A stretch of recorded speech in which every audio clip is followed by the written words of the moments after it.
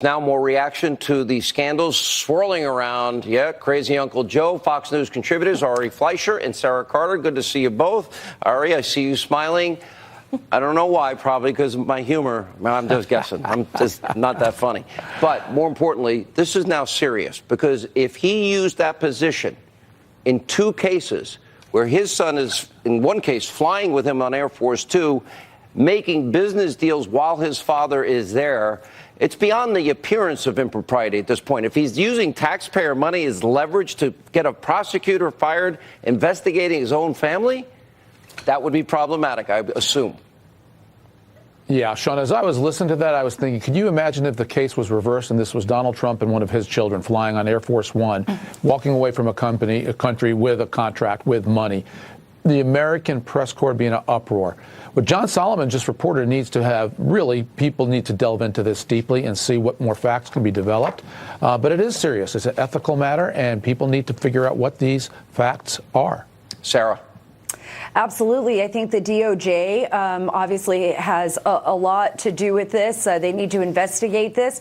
It shows, Sean, that there's like this nepotistic behavior. And Peter Schweitzer did a great job of explaining this before. And now with John's new information, we can see how deep this goes. We saw these same problems at the State Department. Remember stories coming out in the Associated Press with Hillary Clinton, and were there favors being granted for access? So this is all about access and money and foreign power and foreign money influencing members of our own government, and having those connections with their children. And are their children making money off of their parents' power plays here in Washington? And that's something that's very important. It does need to be investigated. And it makes me wonder, did they file foreign agent registration acts? I mean, did they file the appropriate FARA? Yeah. Did they pay the taxes? Well, and then That's we go right. to the Uranium One deal, which to this day I don't understand, because we had a spy within Putin's network in the United States, the spy that was reporting bribery, extortion, money laundering, kickbacks.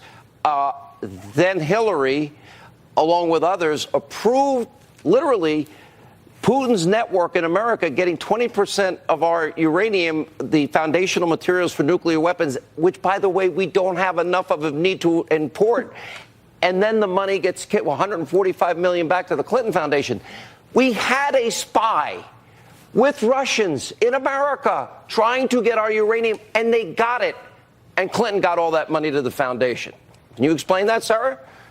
Well, we certainly know that Bill Clinton was paid $500,000 for one speech from Renaissance Capital, right? We know this. We know that William Campbell, who was actually... He did more than that. He met with Putin when he was there. Oh, he did. Absolutely, Sean. He met with Putin. Renaissance Capital, let's just make this very clear, is directly connected to the FSB, to Russia's, the FSB is like Russia's KGB. It's what it was changed to.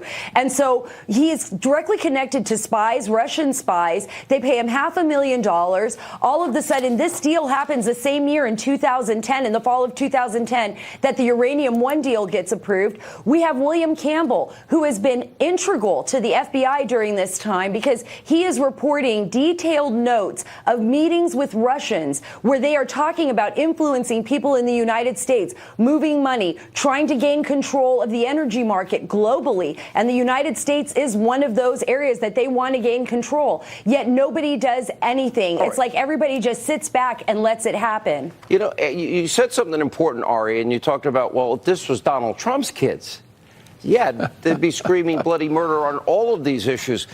But like I said, I talk about creepy, crazy Uncle Joe, but it really is creepy.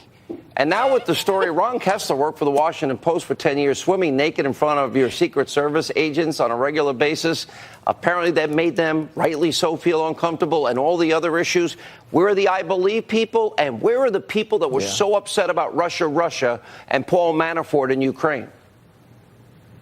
Great points all, Sean. Look, I've been making the case for a long time that one of the problems the United States press corps has, not only that they were ridiculously hard and incorrect in their assertions against President Trump, but for 8 years they were too easy on Barack Obama, and you have to say Joe Biden as well.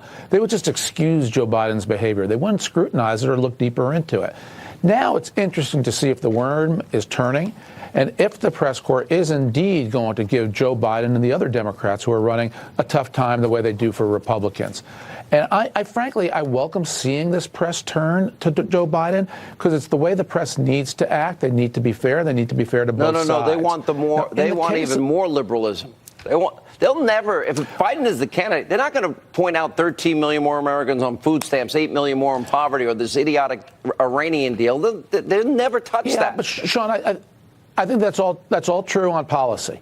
But the fact of the matter is the press has given this Biden story a lot of coverage, and it's because it's an oddball story. It is weird behavior. Now, I will also say this, Sean. What Joe Biden did was inappropriate, and it certainly is a pattern of weirdness that Joe Biden has exhibited.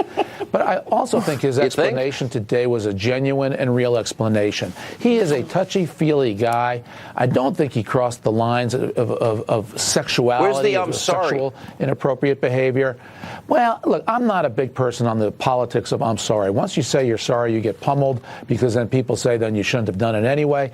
I think his explanation today was a legitimate, good explanation. It was heartfelt. It was genuine.